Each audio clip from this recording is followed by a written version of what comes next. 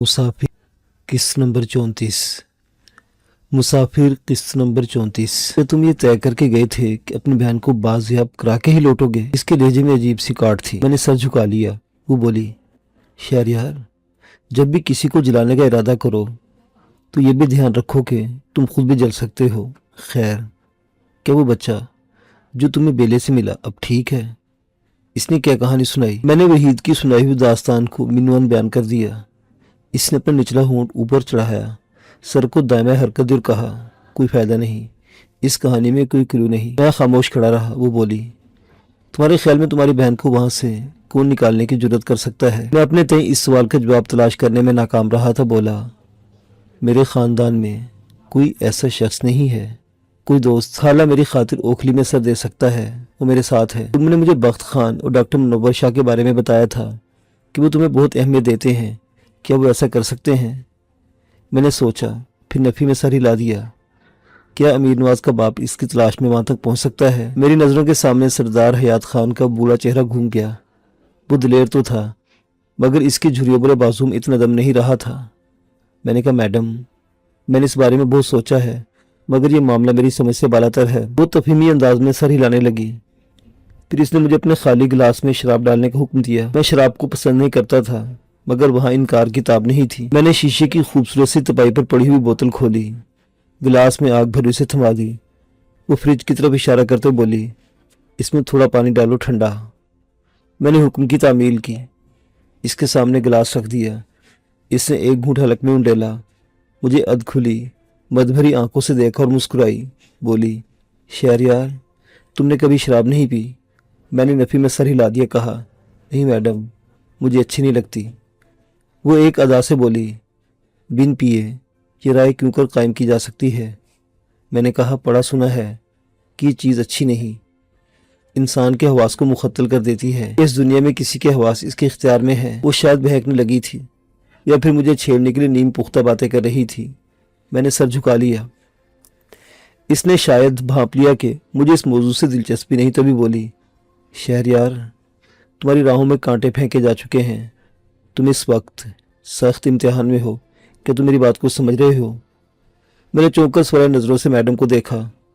वो मेरी नज़रों को तज्जुब खेज तासुर को भांप कर बोली, हाँ, तुम अभी तजर्बाकार हो, तुम्हें अपनी तरफ बढ़ते हुए खतरात का अंदाज़ा नहीं हो सकता। मैं बताती हूँ, एक ज़रा ठहरो। इसने गिलास होंठों से लगाया और 3-4 घूंट में ही एक सांस में पी गई। मैं बंदीवाना अंदाज में इसके सामने खड़ा था। ना तो इसे मुझे बैठने की इजाज़त दी थी और ना ही मैंने बैठना चाहा था। वो लंबी लंबी सांसें लेती रही, आंखें मूंदी सोचती रही, फिर अधखुली आंखें मुझ पर मुर्तकिज करके बोली, शहरयार, वो हरामजादा हैदर खान इस वक्त बाउले कुत्ते की तरह अपनी बाहें काट रहा होगा। वो यकीनन यही समझ रहा होगा कि मैंने इसकी हवेली पर हमला किया, इसके 4 कीमती बंदों को हलाक करके मग़वी लोगों को अपनी तहवील में ले लिया। चूंकि इसकी बेटी मेरी तहवील में है और इसे एहसास हो चुका है कि वो मुझ तक और अपनी बेटी तक ताकत के बल पर नहीं पहुंच सकता, वो कोई और खेल खेलेगा, कुछ चक्कर चलाएगा। पुलिस डिपार्टमेंट से मामला तय पा चुके हैं। पहले की तरह अपने गुंडों को नहीं भेजेगा, अगर भेजेगा तो सभी की लाशें वसूल करेगा। वो बड़ी रवानी से बोल रही थी, यूँ लग रहा था जैसे वो कोई लिखी हुई इबारत को पढ़ रही हो। मैंने जी मैडम कहने पर इक्तफा किया। वो सांस लेकर बोली, वो समझ रहा है कि इसे मात हो चुकी है। वो अपनी बेटी को हासिल न कर सका और ना ही तुम्हारी बहन को अपनी हिरासत में रख सका। मुझ पर भी हमला नहीं कर सकता। तुम इसकी नज़रों से ओझल हो। अब सोचो, वो क्या कर सकता है? मैंने कहा, मैडम, जो आप सोच सकती हैं मैं नहीं सोच सकता। वो एहसास तफाखुर से मुस्कुराई, तारीफ पर खिल उठी, बोली, तुम्हें अपने दिमाग को वुसअत देना होगी ढेर। हाँ, वो नूरपुर में जाएगा। वो तुम्हारे ख़ानदान की ईंट से ईंट पे जा देगा। वो तुम्हारी कमज़ोरियों पर हाथ डालेगा। अब तुम सोचो, तुम्हारी ज़ात के कौन से पहलू कमज़ोर हैं जिन पर दुश्मन हाथ डालना चाहेगा? मेरा दिल बड़ी तेज़ी से धड़कने लगा, सांस रुकने को आ गई। वो इतना कमीना था कि मेरे ख़ानदान पर चढ़ दौड़ता। मुझे अब तक ये ख्याल नहीं आया था। मैंने घबरा कर कहा, तो मुझे क्या करना चाहिए? इसने गिलास उठाया, 1-2 घूंट बाकी बचे थे, हलक में उतारे। वो भी सर झुकाकर खाली गिलास से खेलने लगी। मैंने इसकी सोच के इर्तिकाज को छेड़ना मुनासिब नहीं समझा और खामोशी से इसे देखता रहा। वो काफ़ी देर के बाद सर उठाए बगैर बोली, तुम नूरपुर जाओ, अपने घर वालों को वहाँ से फौरी तौर पर निकाल लाओ। और महफूज जगह पर पहुंचा दो। अकेला? मुझ पर घबराहट तारी हो गई। नहीं, अपने दोस्त खालिद पिया और अकील को ले जाओ, सभी इंतजामात मिरूशा कर देगा। आज ही रात ही काम कर लो वरना तमाम उम्र पछताओगे। और हाँ, नूरपुर में कोई ऐसा सेंसर भी फिट कर देना जो वहाँ की खबरें तुम तक पहुँचाता रहे। मैं समझे नहीं मैडम? मेरे कहने का मतलब है कि नूरपुर में किसी आदमी को इस काम पर मामूर कर दो। वो गाहे बगाहे मुल्तान आए, किसी मुकर्रर मुकाम पर तुमसे मुलाकात करे और वहाँ की सूरत हाल से आगाह करे। तुम्हें नूरपुर से बाखबर रहना चाहिए। अगर वहाँ सेलुलर सिग्नल मौसूल होते हैं तो किसी को मोबाइल फ़ोन लेकर दे देना। अगर कोई दोस्त इस काम पर राजी ना हो तो किसी को ख़रीद लेना। इससे मुझे समझाया। यारन खान के बारे में मालूमात हासिल करना। क्या वहाँ तुम्हारा कोई ऐसा दोस्त नहीं जो तुम्हारे काम आए? मैंने जल्दी से कहा, जी मैडम, मेरा एक दोस्त है, बड़े काम का आदमी है, मुराद बख्श दीवाना। ठीक है, इससे भी मिल लेना। वहीद का क्या करना है? मैंने पूछा। वहीद? वही जिसे हम बेले से उठाकर लाए हैं। अच्छा, हम ऐसे ज़मीना की तहवील में दे देती हूँ। मैंने ज़मीना को अभी तक नहीं देखा था। सोने ने मुझे इसके बारे में बताया था। अगर आप मुनासिब समझे तो हम इसे अपने साथ ले जाएं, इसके घर पहुंचा दें। मैंने मुद्दिबाना अंदाज में पूछा। इसने नफी में सर हिला दे बोली, नहीं, अभी इसे इसके घर पहुंचाना मुनासिब नहीं होगा। इसकी माँ बहुत परेशान होगी मैडम। मैंने सहारा लिया। मुझे अंदाज़ा है, मगर तुम्हें ऐसे हालात से रूशनासी नहीं है। इससे समझाने के अंदाज में कहा, हर उलझन सीधे तरीके से हल नहीं की जा सकती। अगर इसकी माँ ने अपने बेटे को देखते ही पुलिस को बुला लिया, आसपास के लोगों को इकट्ठा कर लिया और तुमसे पूछा कि तुम इसके और इसकी बहन भी थी, वो कहाँ है, तो तुम क्या जवाब दोगे? तुम्हारे पास तो इस सवाल का जवाब भी नहीं कि तुम्हें बच्चा कहाँ से मिला। क्या बेले का कहोगे? पुलिस से पूछा कि तुम बेले में क्या लेने गए थे, तो कौन सी कहानी सुनाओगे? कहा ना कि अभी इसे घर पहुंचाने का मुनासिब वक्त नहीं आया, जब आएगा तब कोई वक्त ज़ाया के बगैर इसे यहाँ से रवाना कर दिया जाएगा। वो या महफूज है या से निकलकर महफूज नहीं रहेगा। समझ गए हो? इसकी बातें सीधी मेरे दिल में उतर गई। वो बहुत चालाक थी, इसका अंदाज़ा बिल्कुल दुरुस्त था। मैं वहीद के हमदर्दी में फन्ने खान बनकर चौकुरशी जाता और मुफ्त में धर लिया जाता। मैंने ममनून निगाहों से देखा और तफहीमी अंदाज में सर हिला दिया। अगर तुम अपने इर्द सच्चाइयों और हमदर्दियों के गुलाब उगाने लगोगे तो शक और बेयकीनी की छतों से उठने वाली मक्खियाँ अपने जहरीले डंक तुम्हारे बदन में उतार देंगी। इनका डसा पानी नहीं मांगता। और हाँ, मैं आज रात 9:30 बजे दुबई के लिए फ़्लाई कर जाऊंगी। बहुत ज़रूरी मामलात हैं जिन्हें निपटाने में हफ्ता लग जाएगा। मेरे बाद मिरूशा तुम्हें कमांड करेगा। न सिर्फ इससे राब्ते में रहना बल्कि इसका हुक्म भी मानना। वो मुझे बहुत प्यारा है। तुम्हें याद तो है ना कि तुम्हें यहाँ लाने वाला वही था। मैं इसे रोकना चाहता था मगर ये मेरे बस की बात नहीं थी। इसकी यह मौजूदगी मेरे लिए बड़ी तमानित बख्श थी। मैंने कदरे मायूसी से कहा, मैडम आप फिक्र न करें, इसे मुझसे कोई शिकायत नहीं होगी। इसने जो कहना था कह चुकी और अब आंखें मूंदे सर सोफे पर टिकाए लंबी लंबी सांसें ले रही थी। शराब ने अपना काम दिखा दिया था। इसके भरे भरे गाल तमतमा रहे थे। गर्दन पर सुर्ख सुर्ख लहरें नमूदार हो गई थी। इसके हुस्ने ताबनाक पर मेरी निगाहें हटने का नाम नहीं ले रही थी। वो बहुत मुतवाज़ुन आज़ा औरत थी। न सिर्फ इसकी हर अदा यकता थी बल्कि इसके पास एतमाद और दिलेरी जैसे औसाफ भी मौजूद थे जो अमूमी औरतों के पास नहीं होते। इस वक्त इसने गहरे सब्ज रंग का कढ़ाईदार कुर्ता और पैरेल कलर का पजामा पहन रखा था। लंबे लंबे ब्लैक और ब्राउन कलर के इम्तिजाजी बाल बिखर कर दोनों शारों से आबशारों की तरह बहकर छाती पर फैले हुए थे। मेकअप से यकसर बेनियाज गुलाबी चेहरा, सूजे पपोटों और पलकों वाली बड़ी बड़ी आंखें, अनछिदी सितवा नाक। मैं आंखें फाड़े इस नीम ख्वाबीदा हुस्न की ज़ैरत में मशगूल था जब अचानक इसने अपनी आंखें खोलकर मुझे देखा। मैं शर्मसार हो गया। इसकी नाराज़गी का एहतमाल हुआ मगर वो नाराज़ नहीं हुई बल्कि बड़े फातिहाना अंदाज में मुस्कुराकर बोली, तुमने ख्याल किया कि पीने के बाद मेरे हवास मुख्तल हो गए और मैं सो गई? हाँ। तभी बेखौफी से दीदे फाड़कर मुझे देखने लगे। मैंने कहा, जी मैडम आप बहुत खूबसूरत हैं। मैंने आप जैसे दुनिया में कोई और नहीं देखा। मर्द जब भी औरत की तारीफ करता है औरत का दिल गुदगुदाने लगता है। वो हाथ लहराकर बोली, वो करीब आती है तो मर्द की आंखें बेवफा हो जाती हैं। वो किसी और की तलाश में निकल खड़ा होता है। सिकंदर आजम भी ऐसा ही था। एक सल्तनत को फतह करने के बाद दूसरे की जानिब खींचने लगता था। सभी मर्द सिकंदर आजम होते हैं? हाँ, शायद नहीं। कि सभी लोग अपनी जुस्तजू और फतूहात से एक दिन थक जाते हैं और अपनी रुखसोना की तरफ लौट जाते हैं। इसका लहजा टूटने लगा था, आवाज़ भी कुछ भारी हो गई थी। मैंने कहा, मैडम मैं सिकंदर आजम नहीं, एक मामूली सा इंसान हूँ। शहरयार बादशाहों का नाम है, बादशाह सब एक जैसे होते हैं। वो बोली, मगर तुम ये भी सुन लो, सभी औरतें रुखसोना जैसी नहीं होती, मेरी जैसी भी होती हैं, जो मुंह फेरने वाले को हमेशा के लिए अंधा कर देती हैं, आंखों में सलाखें फेर देती हैं, उनका मांस कुत्तों के आगे डाल देती हैं। तुम जब भी मुझसे बेवफाई करके जाने लगो, ये ध्यान में जरूर रखना, मेरी डिक्शनरी में माफी का लफ्ज शामिल नहीं है। मैं इसकी बलागत देखकर दम बखुद रह गया। डॉक्टर शाहजी बड़ी गहरी और आलमाना बातें करता था। मैंने इससे बहुत कुछ सीखा था, मगर कभी मैडम जैसी हस्ती से वास्ता नहीं पड़ा था। मैंने वादा किया कि कभी भी धोखा देकर बेवफाई जैसे जुर्म का इर्तिकाब करके नहीं जाऊंगा। वैसे भी मैं ऐसे गर्दाब में फंसा था कि मेरे पास कहीं जाने का रास्ता भी नहीं बचा था। यहाँ से निकलकर कहाँ जाता? वो मेरे चेहरे के मद्दोजज़र को बनज़रे गायर पड़ती रही, फिर बोली, तुम मुझे बहुत अच्छे लगते हो, पता नहीं क्यों। इधर आओ, मुझे उठाकर बेड पर डाल दो, आराम से उठाना, जैसे कोई फूल को बड़ी नरमी से उठाता है। आओ ना। मैं सुन हो गया। कदम बढ़ाने की सकत न रही। इस कताला जान को छूना दिल गुर्दे का काम था। कुजा इसे जो बिखरे वजूद समेत बाहों में भरकर उठाना और बेड पर लिटाना। मैंने हिचकिचाकर कहा, मैडम ये बहुत मुश्किल है। वो हंसी तो फिर हंसती चली गई। कमरे में काफ़ी देर तक जल तरंग बजती रही, फिर अपनी बाहों में अपनी स्याबाल छाती पर भींचते हुए शरारत से बोली, बहुत मुश्किल है, मगर मेरा वजन इतना ज़्यादा भी नहीं, ओनली 48 kg। उठा लो मुझे, मेरा जिस्म टूट रहा है। मैं घबरा रहा था। इस उपसाद से बचने की मेरे पास कोई सूरत नहीं थी। मैंने मदद तलब नज़रों से देखा। वो शरारत और दावत भरी नज़रों से मुझे देख रही थी। मेरी हिचकिचाहट पर तिल मिलाने के बजाय लतीफ़ कश अंदाज में मुस्कुराई बोली, शहरयार तुम कैसे मर्द हो, दावत देती हो तो घबरा जाते हो, करीब करती हो तो दूर भागने के लिए परतोलने लगते हो। क्या तुम जुस्तजू और फतह के जज्बों से नावाकिफ हो? मैंने कहा, मैडम मैं आपका बहुत एहतराम करता हूँ, डरता हूँ कि मुझसे कोई गुस्ताखी सरजद ना हो जाए। वो थोड़ा ऊपर उठी। अगर मैं चाहूँ कि तुमको गुस्ताखी करो तो मैं आपको गंवाना नहीं चाहता। मेरे लहजे में बेबसी निहा थी। Oh no.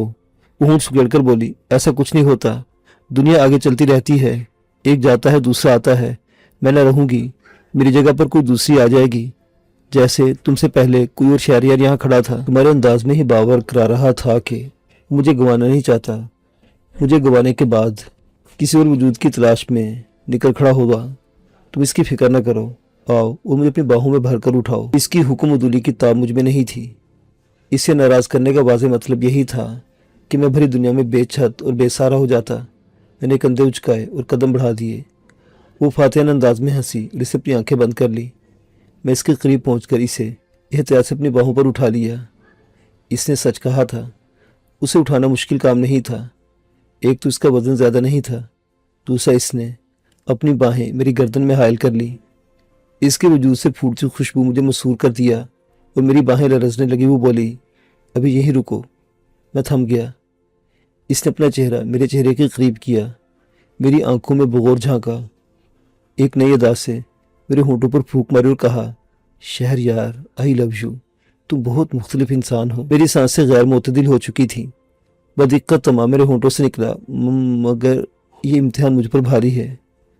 इसे मेरी बात पर तवज्जो नहीं दी, बल्कि गैर मामूली आहिस्तगी से अपने सुर्खतर होंठ मेरे होंठों से मस किए। मैं जहाँ का तहाँ रह गया। यूँ लगा जैसे मेरे बदन का तमाम खून उछल कर मेरे होंठों में सिमट आया हो। मैं कोशिश के बावजूद अपना सर पीछे न कर सका। इसने इसी पर इक्तफा नहीं किया, बल्कि अचानक अपना जिस्म ढीला छोड़कर बेजान कर लिया। मेरे जिस्म में पहले ही जान नहीं रही थी।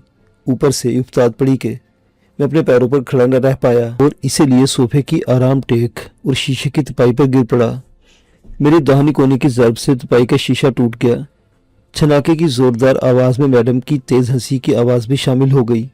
वो आधी सोफे पर, आधी तिपाई के फ्रेम पर, और मैं उसकी हंसी के ताल पर हचकोले ले लिए वजूद पर गिरा, लंबी लंबी सांसें ले रहा था। अचानक जलतरंग थम गई। इसकी आवाज़ मेरे कानों में पड़ी। बस मुझे जैसे होश आ गया। मैंने अपने बाजुओं को सोख्ता आसाब में अपनी तमाम तर तवानाइयाँ उड़ेली और उसके ढीले मगर आछी बदन को हवा में बुलंद कर लिया। इसका सर जुल्फ पर पिन लिया फर्श की तरफ ढकील ढलकी हुई थी। जब मैं उल्टे कदमों पीछे हटकर बेड की तरफ बढ़ा, उसे बड़ी ऐसगी से लिटाया, बाजू इसके मरमरी वजूद के नीचे से खींचे और चाहा कि इस दहकती आग से दूर हट जाऊं, मगर इससे नागहा मेरा हाथ थाम लिया। वो पूरे शौक से मुझे देखती रही, दबी दबी मुस्कुराहट में लिपटी दावत उछालती रही, फिर करवट बदल गई। बेड पर जवानी के पोठोहार के मुकाबिल हुस्न का हिमालय उस्तवार हो गया। पहलू के बल लेटी हुई मैडम के सिडोर बदन के उतार चढ़ाव से नजर हटाना दिल गुर्दे का काम था। ऐसे ही वक्त में मैडम की बहकी बहकी मगर मुतरन्नम गुनगुनाहट कमरे में फैल गई। 100 बार जन्म लेंगे, 100 बार फना होंगे, या जाने वफा फिर भी हम तुमसे ना जुदा होंगे। वो गुनगुना रही थी, हौले हौले थिरक रही थी। मैंने रुख फेर लिया। ऐसे ही पल मेरे चश्मे तस्वुर में गजाला का वजूद आन उभरा। वो अपने मखसूस अंदाज में होंठ सुखेड़ कर शिकवा कुना हुई। बस यही तो तुम्हारा प्यार। कहते थे कि जन्म जन्म से तुम्हारा हूँ।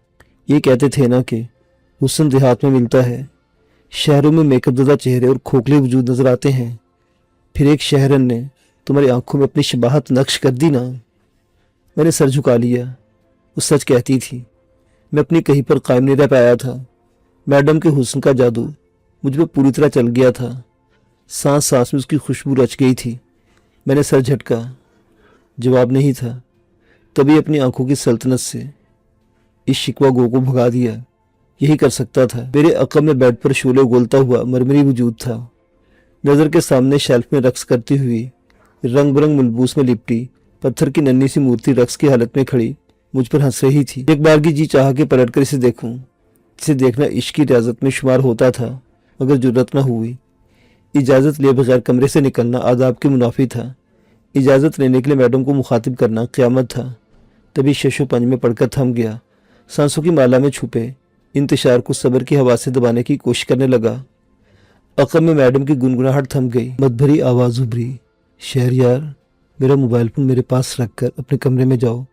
फ़ोन पर मिरुशा से रब्ता करो और नूरपुर जाने का प्रोग्राम तश्कील दो।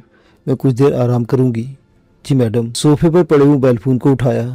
पहली सी हालत में लेटू मैडम के अक़ब में रखा। टूटे हुए बदन के साथ मैडम के आरास्ता पैरास्ता बेडरूम कम ऑफिस से बाहर निकला और सर झुकाए ग्राउंड फ्लोर पर आ गया। बेध्यानी में अपने होंठों को काट रहा था।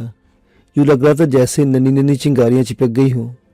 मैडम ने जिस वारफ्तगी और शिद्दत जज्बात से मुझे लम्स का एजाज़ दिया था, मेरे लिए नाकाबिले बयान और कल्ब की पहली शदीद वारदात थी। तभी मैं मैडम के कमरे से निकलने के बाद भी इसके हिसार से निकल नहीं पाया था। खाला और वहीद खाना खा चुके थे। खाले की इश्तिहा किसी इंतज़ार को तस्लीम करने वाली नहीं थी। मुझे देखकर इसकी आंखों में शरारत मचल गई। बोला, क्या बात है खानजादे, चेहरे पर नूरी नूर बरस रहा है। मैंने कहा, ऐसी कोई बात नहीं, मैडम ने आइंदा का प्रोग्राम दिया है। मेरे पहलू में मेरा दिल कचौका लगाकर बोला, क्यों झूठ बोलते हो? ये क्यों नहीं कहते कि आज अजब बेवफाई का इर्तिकाब कर आए हो? ये साबित कर आए हो कि मर्द हमेशा खूब से खूब तर की तलाश में औरत घूमता है, मन मंजर के लिए नई नई मूर्ति तलाश करता है और पीछे मुड़कर नहीं देखता। तुम गजाला के दीवाने थे, मगर तब तक जब तक तुमने इससे ज़्यादा खूबसूरत लड़की नहीं देखी थी। मैडम को देखकर तुम्हारा इश्क ने पगडंडी बदल ली।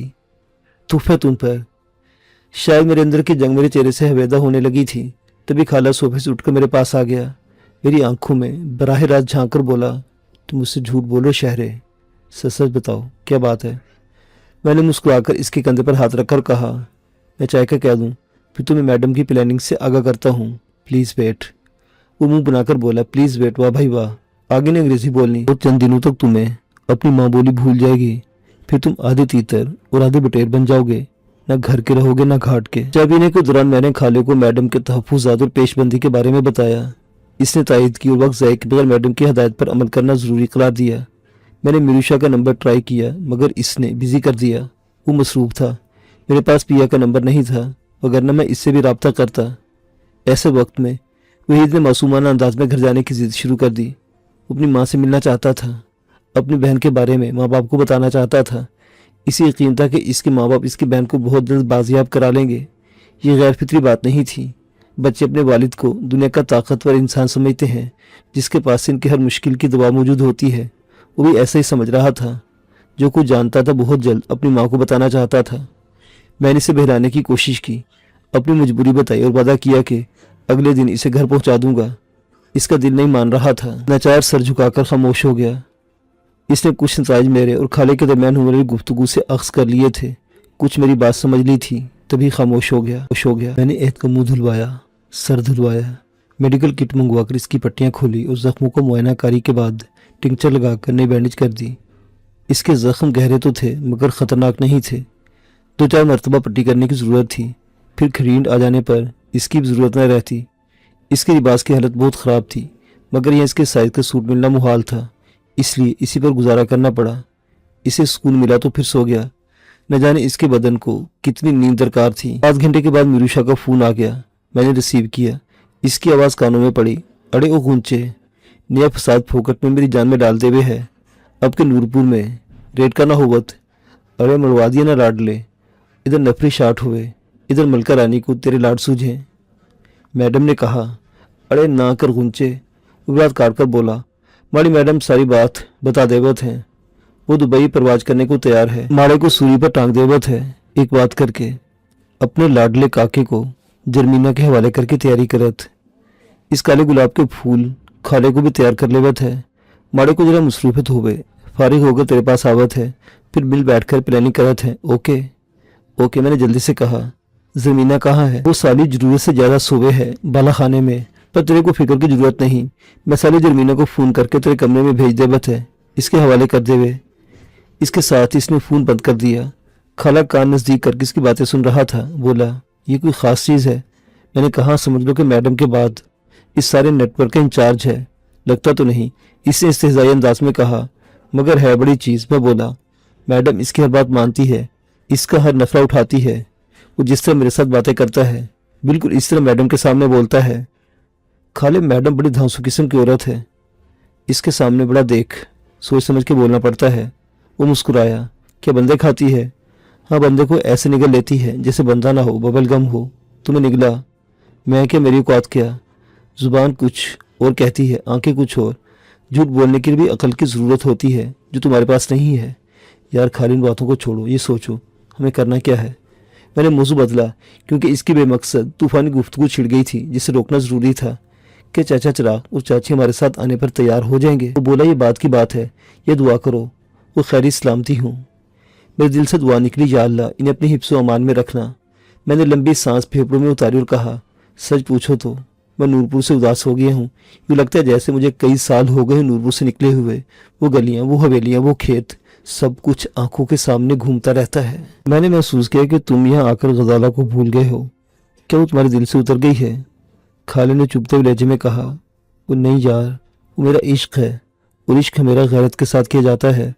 मेरी गैरत दाव पर लगी हुई है। जब तक परवीन जिंदा सलामत मुझे नहीं मिल जाती, तब तक मेरे दिल में गजाला तो क्या, कोई और भी ख्याल नहीं आ सकता। मैडम का ख्याल भी नहीं आ सकता। मैं कहने लगा, हरगिज़ नहीं। फिर याद आ गया कि मैं इस वक्त मैडम की कोठी में बैठा हुआ हूँ। ये तिलिस्म कदा खबर नहीं थी कि आने वाली गुफ्तगू मैडम के कानों तक पहुँच रही हो। मैंने कहा, मैडम की बात और है, वो ना सिर्फ मेरी मोहसना बल्कि मुझे बहुत अहमियत देती है। कि तुम इससे मोहब्बत करने लगे हो? खाले ने बराह रास्त मेरी आंखों में झांका। मैंने होंठ भींच लिए। वो हर आन कोई हसास मौजूद छेड़ने पर आमादा था। मैंने टोका दिया, बोलते क्यों नहीं? मैं इस काबिल नहीं हूँ कि मैडम से मोहब्बत का दावा करूँ। वो आसमान है, मैं ज़मीन हूँ, हमारा कोई जोड़ नहीं, मगर मैं इसको देखते रहना चाहता हूँ। कब तक? इसने मज़ा लिया तमाम उम्र। क्या वो बहुत खूबसूरत है? हाँ, मैंने तयक्कुन से कहा। अस्मा से ज़्यादा? हाँ, अस्मा इसके सामने कुछ भी नहीं। इसने फाड़ खाने वाली नज़रों से मुझे देखा और कहा, खैर ये तो कोई नहीं हो सकता, मगर चलो तुम्हारा दिल रखने को मान लेता हूँ। वो अस्मा का आशिक था, कैसे मेरी बात मान लेता। मैंने कहा, तुम्हें अस्मा की आदत आने लगी है? वो जलकर बोला, ये कोई पूछने वाली बात है? तुम्हारी मैडम ने इसे कैद में रखा हुआ है। मेरा जी चाहता है। मैंने इसका हाथ पकड़कर दबाया। इसकी जुबान को ब्रेक लग गए। मुझे एहतमाल था कि वो रमाने में कोई उल फूल न बकते। तभी मैंने फ़ौरन कहा, नूरपुर में मोबाइल फ़ोन की सहूलत नहीं है। कार्डलेस फ़ोन भी चंद लोगों के पास हैं, जिनसे रब्ता करने का कोई फ़ायदा नहीं होता। इससे कुछ पूछा नहीं जा सकता। अगर हम वहाँ दीवाने से मिल लें, इसे मुल्तान आकर रिपोर्ट देने पर आमादा कर ले, तो इसे किस जगह पर बुलाएंगे? वो बोला, इसी कोठी में बुलाएंगे। और कहाँ? मैडम को ये गवारा नहीं होगा तो इसे शाह शमस के दरबार पर बआसानी मिला जा सकता है। इससे रात सुझाई, डॉक्टर शाहजी से भी मिलेंगे। तुम पागल हो गए हो? क्या आधी रात को हम लोगों के दरवाजे खटखटाते फिरेंगे? इसने मुंह बनाकर कहा, हमारे पास इतना वक्त नहीं होगा। ये भी मुमकिन है कि हैदर खान का बड़ा चमचा वरियाम खान हमारा शानदार स्वागत करने के लिए जाग रहा हो और हमें लेने के देने पड़ जाए। वो हमें क्या कहेगा? मैं चौंका। वो अस्मा बीबी को अपनी नौ बनाने के ख्वाब देखता है। इसकी गैरत पर तुमने चोट मारी है, वो तुम्हारा खून पी जाएगा। मैंने? हाँ तुमने। इसके लहजे में बहुत खून की थी। जो बात हैदर खान तक पहुंच जाती है समझो वो रियाम खान के कानों में पड़ जाती है। हैदर खान की वफादारी में वो किसी भी हद तक जा सकता है। इसने दुरुस्त कहा था। परवीन और अस्मा के इगवा की कड़ियाँ मिलाई जा चुकी थी। अब तक नूरपुर की फिजा मुझ पर तंग की जा चुकी होगी। गनीमत था कि सईद दिलजीत की लाश जलकर खाक हो गई थी और इसके कत्ल पर हमेशा के लिए मिट्टी पड़ गई थी, वगरना इसके गुर्गे और बही ख्वाह मेरी तिक्का बोटी करने के लिए तड़प रहे होते। मेरा रुख अधखुले दरवाजे की तरफ था। चुस्त जामनी लिबास वाली एक सुरकमर लड़की गैलरी में रुकी, कमरे में झांक कर बोली, मिस्टर शहरयार। मैंने इस बात में सर हिलाया। वो अंदर आ गई। सोनी ने कहा था कि ज़मीना बहुत हसीन व जमील है, जो भी इसे देखता देखता ही रहता है। आने वाले को देखते ही मैं समझ गया था कि वो ज़मीना ही हो सकती है, क्योंकि वो हुस्न का मुकम्मल शाहकार थी। जदीद वज़ा का गहरी जामनी लिबास, खुले कुलों तक कमर का अहाता किए हुए, झरने जैसे हल्के ब्राउन बाल और बड़ी बड़ी मुखमूर आंखें। इसे देखने के बाद वाक़तन कुछ और देखने की तलब नहीं रहती थी। मैंने कहा, तुम ज़मीना हो ना? वो मुस्कुराई। जी। मीरू शाह ने किसी बच्चे को ले जाने का हुक्म दिया है, क्या वो यही है? इसका इशारा बेड पर पाइंथी के रुख लेटे हुए वहीद की तरफ था। मैंने कहा, हाँ। तो बोली, इसे जगाएं, मैं इसे ऊपर ले जाती हूँ। ऐसे में खाले की नज़र उस पर पड़ी। यूँ लगा जैसे वो नींद से बेदार हो गया हो। इसकी नदीदी आंखें अपनी पूरी वुसअत में फैल गई, मुंह भी खुल गया। ज़मीना वहीद की तो मुतवज्जो थी, इसलिए खाले का गुस्ताख इन हमाक न देख पाई। बोली, इसके कपड़े बहुत गंदे हैं, क्या बाजार से 2-3 सूट मंगवा लूँ? शायद भी पूछना चाहती थी कि क्या वो इतना अहम है कि इसके कपड़े खरीदने का तरद्दुद किया जाए। मैंने जवाब दिया, अगर मुमकिन हो तो ज़रूर मंगवा लेना। मैंने वहीद को जगाया। वो आंखें मलता उठ बैठा। इसे ज़मीना के साथ जाने का कहा तो इसका चेहरा बुझ गया। वो मेरे साथ रहना चाहता था। मेरी मौजूदगी में इसे तहफ़्फ़ुज़ का एहसास होता था। मैं इसकी दिल आज़ारी नहीं करना चाहता था, मगर मजबूरी थी, इसलिए इसे बहला फुसलाकर ज़मीना के साथ भेज दिया। क़यामत की तरह टूट पड़ने वाली एक अदाए बेनियाज़ी से वहीद का हाथ थामे लहराती हुई कमरे से निकल गई तो मैंने खाले की फटी फटी आंखों के सामने हाथ लहराया। अबे और नज़रबाज की औलाद, अब जाग जाओ, जाने वाली जा चुकी है। तुमने शायद समझ रखा था कि अस्मा बीबी से ज़्यादा दुनिया में कोई भी सूरत नहीं है। वो चौंका और लंबी आह भरकर बोला, यार ये तो नीरी पूरी नीलम परी थी। इसे देखकर मुझे यूँ लगा, मैंने हस्बे रवाज इसकी बात काट दी कि जैसे दुनिया में इसके पैरों में सिमट आई हो, जैसे इसके सामने अस्मा जैसे सैकड़ों लड़के पानी भरने पर लग गई हों। अगर मैं फौरन पीछे हट जाता तो इसका तूफानी मुक्का मेरे कंधे पर पड़ता। कमबख्त का हाथ बहुत भारी था, गुर्ज की तरह पड़ता था। झुंझुला कर बोला, मैं लानत भेजता हूँ ऐसी लड़कियों पर। अस्मा बीबी को ऐसी परकटी लड़कियों के साथ न जोड़ा करो, जो गुस्सा आता है। मेरा कहका इसके दिमाग को पख लगाने लगा। ऐसे वक्त में मुझे दरवाजे पर मीरू शाह की झलक दिखाई दी। इसने बाहें खोलकर पुरतपाक अंदाज में नारा लगाया, ओ माड़े गुंचे, ओ माड़े लाडले, बड़ा निखरा जावत है मैडम के महल में घुसकर, बड़ा निखरा जावत है मैडम के महल में घुसकर कर।